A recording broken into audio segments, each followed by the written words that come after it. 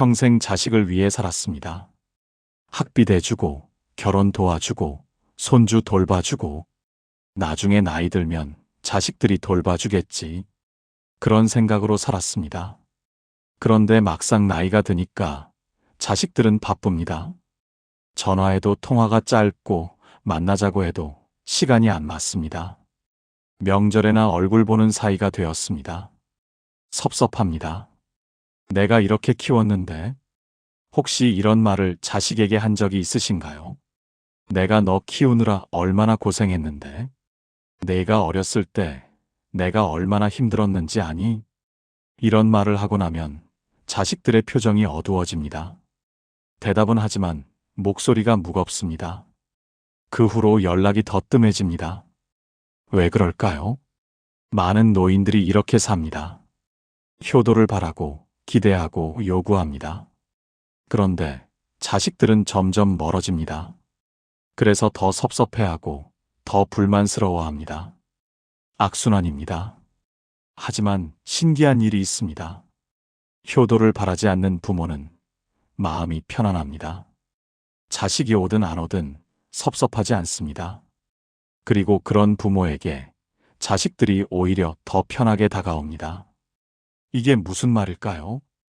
효도를 바라면 마음이 힘들고 효도를 바라지 않으면 마음이 편하다니. 역설 같지만 이것이 노년의 진실입니다. 자식에게 효도를 기대하는 것, 이것이 노후를 가장 힘들게 만드는 이유입니다. 효도를 기대하면 늘 섭섭합니다. 자식이 뭘 해줘도 부족해 보이고 조금만 소홀하면 서운합니다. 나는 이렇게 해줬는데 넌 이것밖에 안 하니? 그런 생각이 계속 듭니다. 효도를 기대하면 늘 불만스럽습니다. 남의 자식은 다 잘하는 것 같은데 내 자식만 못하는 것 같습니다. 옆집 아들은 매주 온다던데 비교하게 됩니다. 효도를 기대하면 늘 외롭습니다. 자식이 자주 연락 안 하면 섭섭하고 자주 안 오면 외롭습니다. 혼자 있으면 나는 이제 버림받았나 그런 생각까지 듭니다. 주변을 보면 두 부류의 노인이 있습니다. 한 부류는 자식 이야기만 나오면 불만입니다. 전화도 안 해. 명절에도 안 와. 나한테 관심도 없어. 늘 섭섭해하고 늘 서운해합니다. 또 다른 부류는 자식 이야기를 할 때 편안해 보입니다. 자주 만나서도 아니고 전화를 많이 해서도 아닙니다. 그저 마음이 편해 보입니다. 이 차이는 어디서 올까요? 자식이 효자여서? 아닙니다. 자식이 잘나서? 그것도 아닙니다. 부모가 효도를 기대하느냐, 기대하지 않느냐? 거기서 차이가 납니다. 효도를 기대하면 자식은 부담을 느낍니다. 부담을 느끼면 피하게 됩니다. 피하면 부모는 더 섭섭해합니다. 더 섭섭해하면 더 요구하게 됩니다. 더 요구하면 자식은 더 부담스러워합니다. 악순환입니다. 반면 효도를 기대하지 않으면 부모의 마음이 편안합니다. 자식이 오면 반갑고 안 와도 괜찮습니다. 마음이 편안하니까 자식에게 요구하지 않습니다. 요구하지 않으니 자식도 편안합니다. 편안하니 더 가까이 옵니다. 선순환입니다. 70이 넘으면 알아야 합니다. 효도를 기대하는 순간 내 마음이 힘들어진다는 것을, 효도를 기대하지 않는 순간 내 마음이 편안해진다는 것을. 자식이 효도하느냐 안 하느냐가 중요한 게 아닙니다. 내 마음이 편안하냐 힘드냐가 중요합니다. 효도 기대는 7가지 모습으로 나타납니다. 이것들을 하나씩 끊어내면 내 마음이 편안해집니다. 많은 부모들이 자식에게 이렇게 말합니다. 내가 너 키우느라 얼마나 고생했는데? 내가 어렸을 때 내가 얼마나 힘들었는지 아니? 은혜를 갚으라는 말입니다. 효도할 차례라는 말입니다. 하지만 자식 입장은 다릅니다.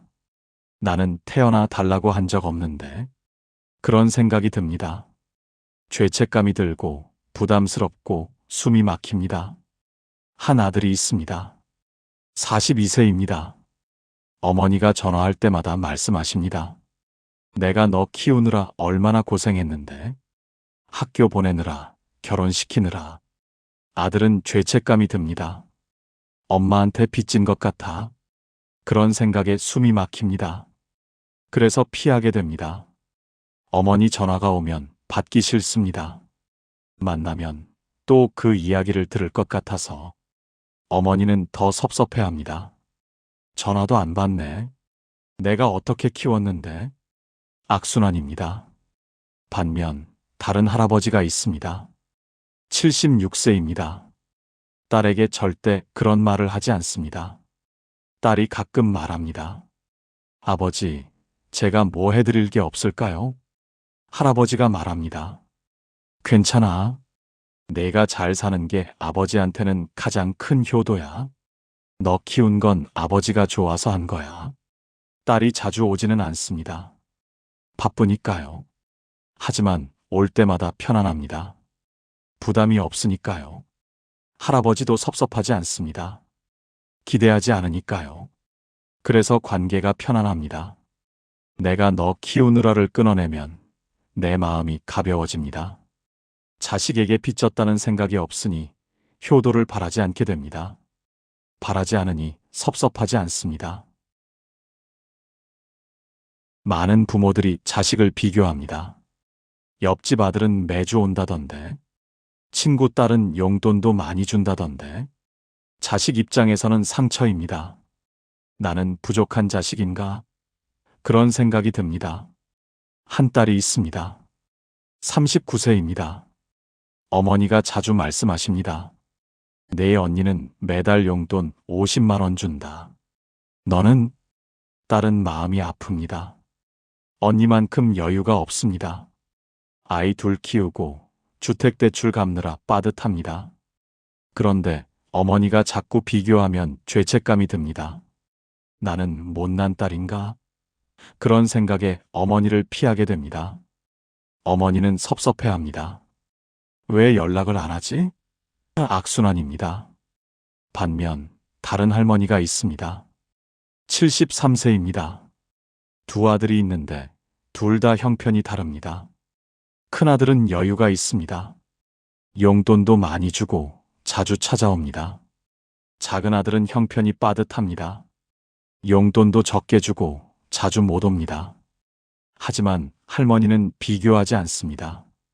큰아들에게 내 동생도 이렇게 해야 하는데라고 말하지 않습니다. 작은 아들에게 내 형은 이렇게 하는데라고 말하지 않습니다. 너희 둘 다 잘하고 있어. 형편대로 하면 돼. 엄마는 괜찮아. 두 아들 모두 편안합니다. 할머니도 편안합니다. 비교하지 않으니까 불만이 없습니다. 비교를 끊어내면 내 마음이 편안해집니다. 남의 자식이 뭘 하든 상관없습니다. 내 자식이 있는 그대로면 됩니다. 많은 부모들이 자식에게 잔소리합니다. 그렇게 살면 안 돼. 내 말대로 해야 돼. 사랑하는 마음에서 나온 말입니다. 하지만 자식 입장에서는 간섭입니다. 한 아들이 있습니다. 45세입니다. 아버지가 전화할 때마다 잔소리하십니다. 회사 그만두지 마. 주말에 쉬지 말고 부모 좀 봐라. 아들은 답답합니다. 45살 어른인데 여전히 어린애 취급당하는 기분입니다. 내 인생인데 왜 간섭해? 그런 생각에 아버지와의 통화를 피하게 됩니다. 아버지는 섭섭해합니다. 나는 내가 걱정돼서 하는 말인데. 악순환입니다. 반면 다른 할아버지가 있습니다. 79세입니다. 아들이 이혼을 했습니다. 재혼을 하려고 합니다. 할아버지는 반대하고 싶습니다. 하지만 말하지 않습니다. 내 인생이니까 내가 결정해. 아버지는 내 결정을 존중해. 아들이 편안합니다. 간섭받지 않으니까요. 할아버지도 편안합니다. 자식 인생에 대한 책임감에서 벗어났으니까요. 잔소리를 끊어내면 내 마음이 가벼워집니다. 자식 인생은 자식 것입니다. 내가 책임질 필요가 없습니다. 많은 부모들이 과거에 집착합니다. 내가 그때 이렇게 해줬는데, 내가 어렸을 때 내가 이렇게 했는데, 과거의 은혜를 자꾸 들추어냅니다. 한 딸이 있습니다. 37세입니다. 어머니가 자주 말씀하십니다. 내가 대학 다닐 때 엄마가 얼마나 힘들었는지 아니? 아르바이트 3개 했어. 딸은 압니다. 어머니가 고생하신 것. 하지만 자꾸 들으면 부담스럽습니다. 언제까지 그 이야기를 해야 하나? 그런 생각에 피하게 됩니다. 어머니는 섭섭해합니다. 내가 고생한 걸 아는지 모르는지. 악순환입니다. 반면 다른 할머니가 있습니다. 74세입니다. 아들을 키우느라 정말 고생했습니다. 혼자서 키웠습니다. 하지만 그 이야기를 하지 않습니다. 과거는 과거입니다. 지금은 지금입니다. 아들이 가끔 말합니다. 엄마, 그때 정말 힘드셨죠? 할머니가 웃으며 말합니다. 다 지난 일이야. 지금 네가 잘 살아주니까 엄마는 행복해. 아들이 편안합니다. 과거의 빚에 얽매이지 않으니까요. 할머니도 편안합니다. 과거에 집착하지 않으니까요. 과거를 끊어내면 내 마음이 가벼워집니다. 지나간 일은 지나간 일입니다. 지금이 중요합니다. 많은 부모들이 자식에게 의존합니다. 병원 좀 데려다 줘. 이것 좀 해줘. 저것 좀 사다 줘. 자식 입장에서는 부담입니다. 해주고는 싶은데 자꾸 부탁하면 힘들어집니다. 한 아들이 있습니다. 40세입니다. 어머니가 자주 부탁하십니다. 병원 데려다 줘. 은행 좀 같이 가줘. 마트 좀 데려다 줘. 아들은 해드리고 싶습니다. 하지만 주중엔 일하고 주말엔 아이 돌봐야 합니다. 그런데 어머니가 자주 부탁하면 부담스럽습니다. 언제까지 해드려야 하지? 그런 생각이 듭니다. 어머니는 외롭습니다. 혼자 하기 힘들어서 부탁하는 건데 아들이 피하는 것 같습니다. 악순환입니다. 반면 다른 할아버지가 있습니다. 74세입니다. 혼자 삽니다. 병원도 혼자 갑니다. 택시 타고 마트도 혼자 갑니다. 은행도 혼자 갑니다. 스스로 할 수 있는 건 다 혼자 합니다. 정말 힘들 때만 아들에게 부탁합니다. 다음 주에 큰 수술이 있는데 병원 좀 같이 가줄 수 있니? 아들이 편안합니다. 평소에 부담이 없으니까 정말 필요할 때 기꺼이 도와줍니다. 할아버지도 편안합니다. 자식에게 짐이 되지 않으니까요. 의존을 끊어내면 내 마음이 가벼워집니다. 혼자 할 수 있다는 자신감이 생깁니다. 자식에게 미안한 마음도 없어집니다. 많은 부모들이 조건을 답니다. 내가 이렇게 해줬으니까 너도 이렇게 해야지. 내가 너한테 용돈 줬으니까 너도 나한테 줘야지. 거래 같은 관계입니다. 한 딸이 있습니다. 35세입니다. 어머니가 손주를 봐주십니다. 그런데 자주 말씀하십니다. 엄마가 애 봐주는데 너도 엄마 좀 챙겨야지. 딸은 부담스럽습니다. 감사한데 조건이 붙으니까 빚진 것 같습니다. 손주 안 봐주셔도 되는데 그런 생각까지 듭니다. 어머니는 섭섭합니다. 내가 이렇게 해주는데 왜 안 해? 악순환입니다. 반면 다른 할머니가 있습니다. 72세입니다. 손주를 봐줍니다. 하지만 조건을 달지 않습니다. 엄마가 좋아서 봐주는 거야. 내가 뭘 해줄 필요 없어. 애 보는 게 엄마한테는 즐거움이야. 딸이 편안합니다. 빚진 것 같지 않으니까요. 그래서 오히려 더 챙기고 싶어집니다. 할머니도 편안합니다. 대가를 바라지 않으니까요. 조건을 끊어내면 내 마음이 순수해집니다. 주고 싶어서 주고 해주고 싶어서 해줍니다. 대가를 바라지 않으니 섭섭하지 않습니다. 많은 부모들이 자식을 평가합니다. 넌 효자야. 넌 불효자야. 자식 입장에서는 점수를 매기는 것 같아서 기분이 나쁩니다. 한 아들이 있습니다. 38세입니다. 형과 비교당합니다. 내 형은 효자인데 넌 불효자야. 아들은 마음이 아픕니다. 형만큼 여유가 없습니다. 그런데 평가당하면 더 이상 하고 싶지 않아집니다. 어차피 불효자라고 하니까 하나만 하지. 그런 생각에 아예 안 하게 됩니다. 아버지는 더 불만스럽습니다. 진짜 불효자네. 악순환입니다. 반면 다른 할머니가 있습니다. 72세입니다. 두 딸이 있는데 둘 다 다르게 효도합니다. 큰 딸은 용돈을 많이 줍니다. 작은 딸은 자주 찾아옵니다. 할머니는 둘 다 고맙게 받아들입니다. 너희 둘 다 내 방식대로 잘하고 있어. 엄마는 고마워. 평가하지 않습니다. 비교하지 않습니다. 있는 그대로 받아들입니다. 두 딸 모두 편안합니다. 할머니도 편안합니다. 평가하지 않으니까 불만이 없습니다. 평가를 끊어내면 내 마음이 편안해집니다. 자식이 뭘 하든 고맙습니다. 효자 불효자로 나누지 않습니다. 이미 이렇게 살아왔는데 지금 와서 바꿀 수 있을까? 그렇게 생각할 수도 있습니다. 하지만 늦지 않았습니다. 왜 효도 기대를 끊기 어려울까요? 내가 키웠는데 효도받는 게 당연하지 않나? 이 생각이 가장 큰 걸림돌입니다. 우리 세대는 그렇게 배웠습니다. 부모에게 효도하는 게 당연하다고. 자식을 키우면 나중에 효도받는다고. 하지만 시대가 바뀌었습니다. 요즘 자식들은 우리 세대와 다릅니다.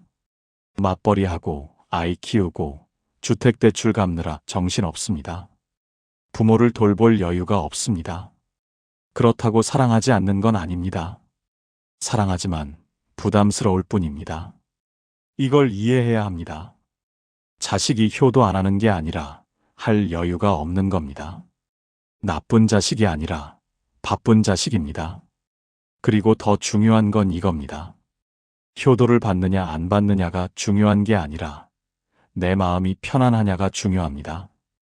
효도를 기대하면 자식이 뭘 해줘도 부족해 보입니다. 늘 섭섭하고, 늘 불만스럽고, 늘 외롭습니다. 하지만 효도를 기대하지 않으면 자식이 조금만 해줘도 고맙습니다. 전화 한 통도 감사하고, 한 달에 한 번 와도 반갑습니다. 같은 상황인데 내 마음이 다릅니다. 기대하느냐 안 하느냐에 따라 효도 기대를 끊는 건 자식을 위한 게 아닙니다. 나를 위한 겁니다. 내 마음을 편안하게 하기 위한 겁니다. 작게 하나씩 시작하는 법. 오늘 당장 모든 걸 바꿀 필요는 없습니다. 이번 주는 내가 너 키우느라라는 말을 한 번만 참아보십시오. 하고 싶어도 꾹 참아보십시오. 그 대신 내가 잘 살아줘서 고마워라고 말해보십시오. 남의 자식과 비교하지 마십시오. 너는 너대로 잘하고 있어라고 말해보십시오. 잔소리하고 싶어도 참으십시오. 자식의 선택을 존중해 주십시오. 내 인생이니까 내가 결정해라고 말해보십시오. 과거 이야기를 꺼내지 마십시오. 다 지난 일이야. 지금이 중요해라고 생각해 보십시오. 혼자 할 수 있는 건 혼자 해보십시오. 정말 힘들 때만 부탁하십시오. 조건을 달지 마십시오. 좋아서 해주는 거야 라고 말해보십시오. 평가하지 마십시오. 내 방식대로 해도 되라고 말해보십시오. 작은 변화입니다. 하지만 이 작은 변화가 내 마음을 바꿉니다. 처음엔 불안할 겁니다. 내가 아무것도 기대하지 않으면 자식들이 아예 안 하는 거 아냐? 그런 생각이 들 겁니다. 하지만 괜찮습니다. 자식이 효도하든 안 하든 내 마음은 편안합니다. 그것으로 충분합니다. 73세의 생각을 바꾼 할머니가 있습니다. 처음엔 불안했어요. 내가 아무것도 바라지 않으면 자식들이 안 할까봐. 근데 신기하게도 제 마음이 편해지더라고요. 아들이 전화 안 해도 섭섭하지 않고 안 와도 외롭지 않았어요. 기대하지 않으니까요. 그랬더니 아들이 오히려 더 자주 연락하더라고요. 엄마가 요구하지 않으시니까 부담이 없어서 좋아요라고 하더라고요. 하지만 그게 중요한 게 아니에요. 아들이 오든 안 오든 제 마음이 편한 게 제일 중요해요. 할머니가 조용히 말씀하셨습니다. 효도를 기대하는 순간 내 마음이 힘들어집니다. 효도를 기대하지 않는 순간 내 마음이 편안해집니다. 자식이 효도하느냐 안 하느냐는 사실 중요하지 않습니다. 내 마음이 편안하냐 힘드냐가 중요합니다. 내가 너 키우느라를 끊어내면 빚진 것 같은 마음이 사라집니다. 비교를 끊어내면 불만이 사라집니다. 잔소리를 끊어내면 책임감에서 벗어납니다. 과거를 끊어내면 집착이 사라집니다. 의존을 끊어내면 자신감이 생깁니다. 조건을 끊어내면 순수해집니다. 평가를 끊어내면 있는 그대로 받아들이게 됩니다. 그러면 내 마음이 편안해집니다. 70이 넘으면 알아야 합니다. 자식은 부모의 소유물이 아니라는 것을, 자식도 자신의 삶이 있다는 것을, 효도는 요구해서 받는 게 아니라는 것을, 효도를 받으려고 하지 마십시오. 자식이 잘 살아주는 것, 그것이 가장 큰 효도입니다. 효도를 요구하지 마십시오.